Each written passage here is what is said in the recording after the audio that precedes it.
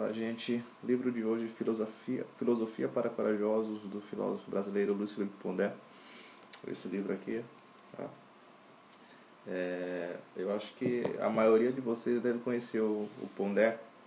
Atualmente ele está bem na mídia, né, nas redes sociais, Facebook, YouTube, programas de entrevista. E atualmente ele tem representado, né, uma grande parte de pessoas que adotam uma postura mais conservadora, ou pelo menos o que elas entendem, né, ser conservador. E o Pondé é conhecido pelo teor crítico com que ele se posiciona em frente a vários assuntos da sociedade, questões como política, religião, educação. E nesse livro não é diferente. Ele tenta abordar a sociedade a partir de um ponto de vista crítico, e não apenas isso, ele tenta levar o leitor a adotar um ponto de vista crítico, né? E é por isso que o nome do livro é Filosofia para Corajosos, né? E tem também um acréscimo, que é Pense com a Própria Cabeça. Então ele divide o livro em 3 partes, né? A primeira parte do livro é o que ele chama de uma filosofia em primeira pessoa, né? Onde ele explica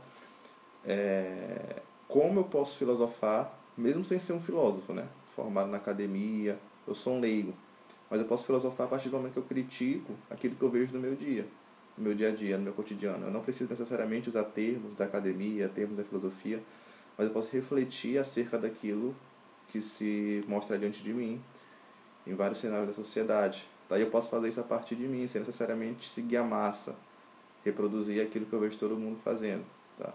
Então ele explica um pouco do que é isso, partindo principalmente do pressuposto do Nietzsche, né? Daí ele entra num segundo momento do livro, que ele chama de grandes tópicos da filosofia ao longo do tempo.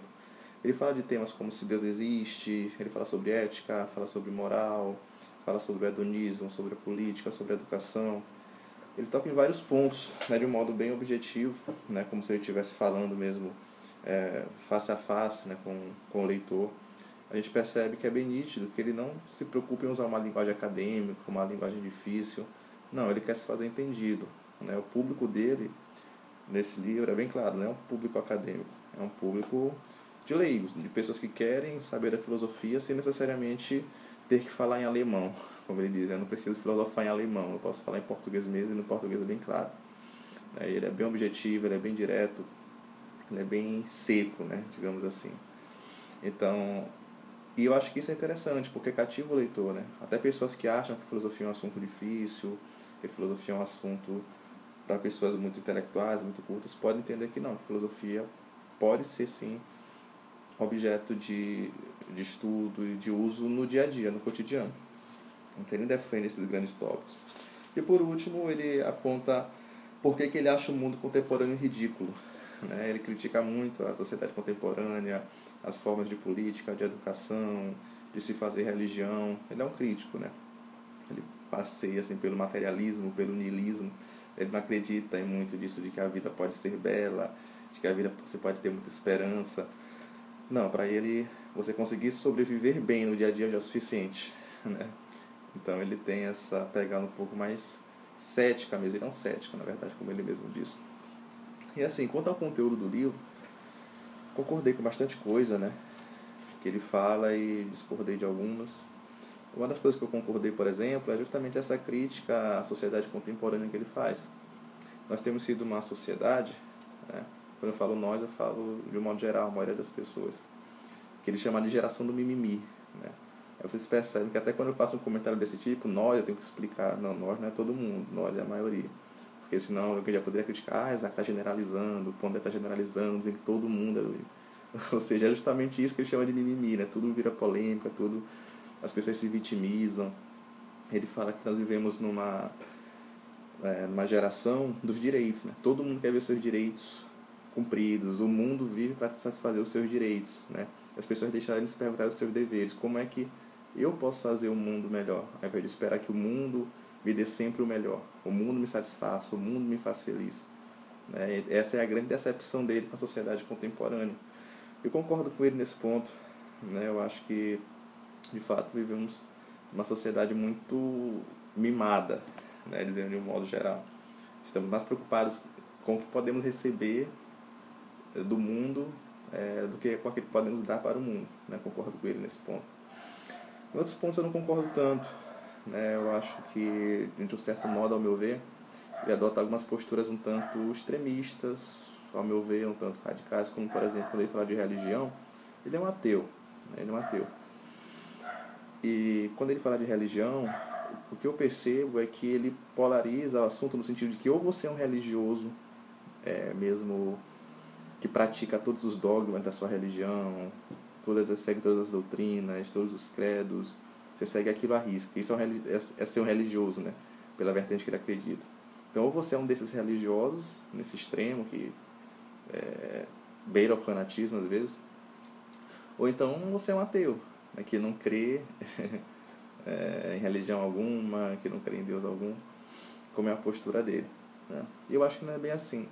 Eu acho que a religião não é algo estático, a religião não é algo concreto para sempre, né? Ele não é algo eterno.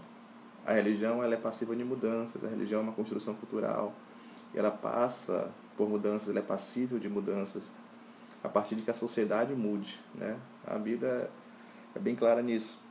Quando a gente vê que na época de Paulo, as mulheres vivendo naquela sociedade machista não tinham direito de falar na igreja, por exemplo. Aí, que igreja hoje que ainda mantém essa doutrina de não permitir que a mulher fale dentro da comunidade, do culto, de uma celebração? Ou seja, práticas sociais mudam, a religião muda também, né? Ou seja, a partir do momento que eu não posso mais me tornar um crítico, que eu tenho que seguir à risca os dogmas de uma igreja, as doutrinas, porque se eu não fizer isso, eu não sou religioso, eu não sou, a minha religião não serve, né? Porque ele faz isso com uma crítica àqueles que se dizem espiritualistas, espiritualizados, né? Que falam, não tenho uma religião, mas eu tenho minha espiritualidade. E de fato eu concordo com ele que algumas pessoas fazem disso, desse termo espiritualidade, uma questão de marketing comportamental, como ele também diz, né? Querem pousar de bonitinho, de certinhos, né? Tem aquela alimentação regrada, frequentam lugares específicos, usam roupas específicas, assistem filmes específicos, ouvem músicas específicas, fazem tudo dentro de um nicho, né? Que já virou algo de mercado, algo de consumo. E as pessoas chamam isso de espiritualidade. Então, nesse sentido, eu concordo com ele.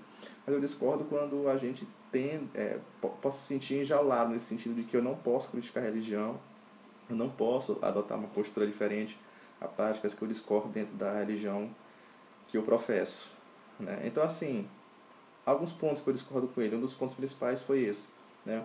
Mas, de um modo geral, eu acho que ele cumpriu nesse livro aquilo que ele se propõe a fazer, que é fazer com que as pessoas pensem com a própria cabeça. Ele coloca as ideias dele, né, como eu já falei, de modo objetivo, de modo bem direto, mas ao mesmo tempo ele cita posições, teóricos, filósofos que se contrapõem ao que ele mesmo disse, né, dando a oportunidade de você conhecer aquilo que é diferente e de fazer suas escolhas, né. Então, assim, é um livro que eu indico, principalmente para você que quer conhecer um pouco da filosofia, que quer pensar com a própria cabeça, que quer entender um pouco do que é política, do que é economia, do que é religião. Eu indico esse livro, acho que é um bom livro, sim. Claro, como eu falei, eu tenho minhas ressalvas quanto a ele, mas não é por isso que eu não vou indicar um livro e não é por isso que eu não considero um Pondé um grande filósofo, né? Então é isso, essa é a dica de livro de hoje. Muito obrigado pela audiência aí, curtam o vídeo, se inscrevam no canal e muito obrigado, valeu.